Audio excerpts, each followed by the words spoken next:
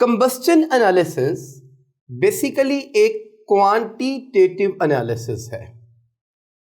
अब quantitative analysis से मुराद क्या लेंगे?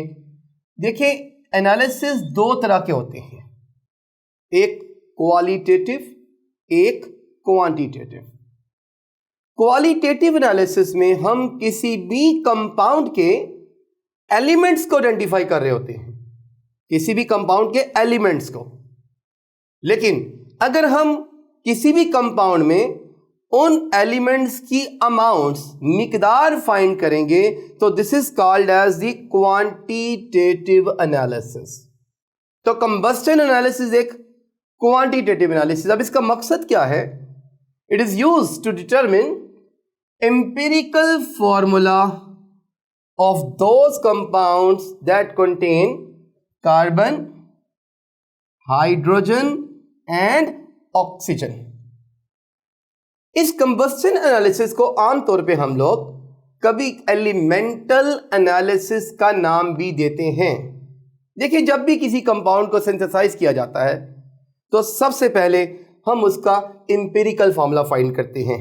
क्यों? क्योंकि एम्पिरिकल फार्मूला फाइंड करने के बाद हम उसकी मॉलिक्यूलर मास निकालेंगे और मॉलिक्यूलर मास निकलने के बाद हम उसके मॉलिक्यूलर फॉर्मूले तक पहुंचते हैं जी।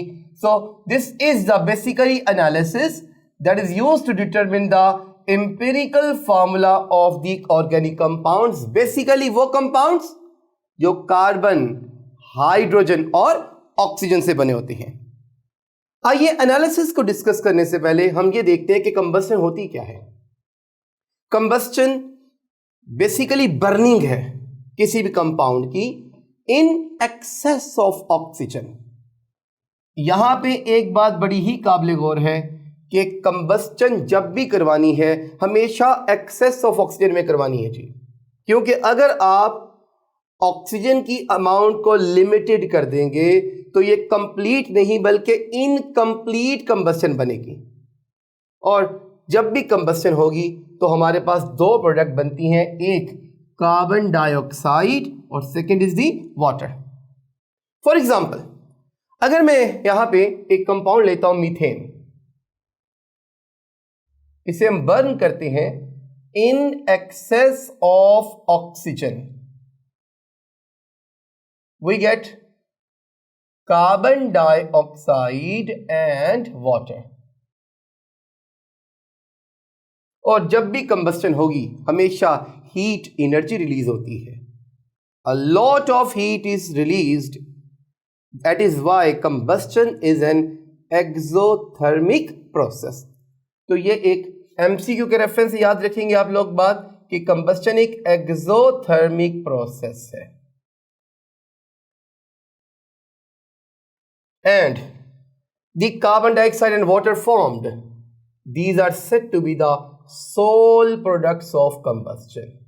These are the sole products of combustion. आइए अब हम बात करेंगे जी कि कंबस्शन को किया कैसे जाता है, इस एनालिसिस को। तो जरा इसके लिए हम एक कंबस्शन ट्यूब लेते हैं। Basically we always take a combustion tube that is fitted in a furnace. इस कंबस्शन ट्यूब में we always take a pre weighed sample, पहले से वजन किया हुआ सैंपल लिया जाता है जी।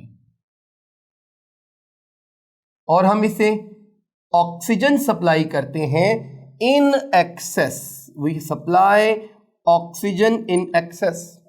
अब ये ऑक्सीजन इसकी बर्निंग करेगा फर्नेस की वजह से और हमारे पास दो चीजें प्रोड्यूस होंगी, one is carbon dioxide, other is water. The whole water produced is absorbed in magnesium perchlorate, जबकि सारी की सारी कार्बन डाइऑक्साइड एब्जॉर्ब होगी 50% पोटेशियम हाइड्रोक्साइड में। अब देखिए, कंबस्शन ट्यूब को हमने आगे अटैच किया हुआ है दो कंपार्टमेंट्स के साथ। The first compartment it contains magnesium perchlorate. ये मैग्नीशियम परक्लोरेट ही क्यों? इसकी वजह क्या है? इसकी वजह ये है कि ये एक हाइग्रोस्कोपिक कंपाउंड है और हाइग्रोस्कोपिक कंपाउंड्स वो कंपाउंड्स होते हैं दैट एब्जॉर्ब मॉइस्चर। सो जितना भी वाटर प्रोड्यूस होगा सारे का सारा पानी यहां पे एब्जॉर्ब होगा। So I can say this is the water absorber. जबकि सेकेंड वेसल में हमने यहां पर जो दिया हुआ है this is the 50% solution of potassium hydroxide. अब इसका यूज क्या है? This is basically the carbon dioxide absorber.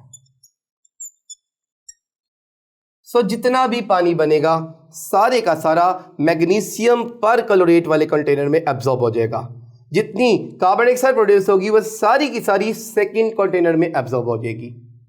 In containers की मदद से हम लोग अमाउंट्स पता कर लेंगे कार्बन डाइऑक्साइड और वाटर की। और अल्टीमेटली जो पहला स्टेप होता है एम्पिरिकल फार्मूला फाइंड करने का that is the percentage composition, उसे फाइंड किया जाएगा by applying different formulas. The first formula for percentage of carbon that is equal to mass of carbon dioxide divided by mass of compound multiplied by 12/44 into 100। अब यहां पे 12/44 का factor क्यों लगाया गया?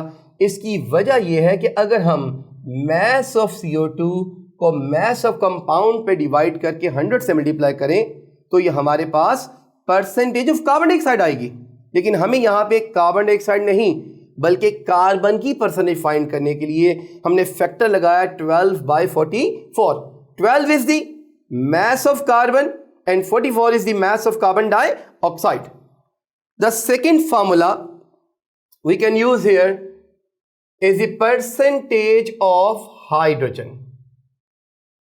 That is equal to mass of water over mass of compound multiply by 2.016/18 into 100। तो इस फॉर्मूले से हम लोग फाइंड करेंगे जी परसेंटेज ऑफ हाइड्रोजन। और तीसरी बात होगी जी हमारे पास percentage of oxygen. Very important point. Percentage of oxygen को हम डायरेक्टली फाइंड नहीं कर सकते बाय फार्मूला। क्यों? क्योंकि oxygen is using in excess और ये एक्सटर्नली भी हम यूज कर रहे होते हैं और ये कंपाउंड का भी पार्ट होती है, लिहाजा हम इससे इनडायरेक्टली फाइंड करेंगे by the method of difference. वो कैसे जरा देखिएगा जी। The percentage of oxygen is determined by the method of difference ji.